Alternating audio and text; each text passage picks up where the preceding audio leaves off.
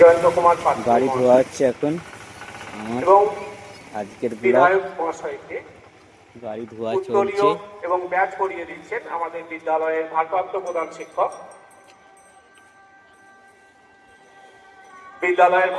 প্রধান শিক্ষক, মাননীয় অরুণাভ বাজানী মহাশয়।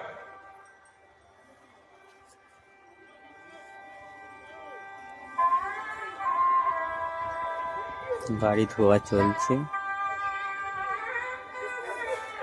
গাড়ি এখন মোছা হচ্ছে।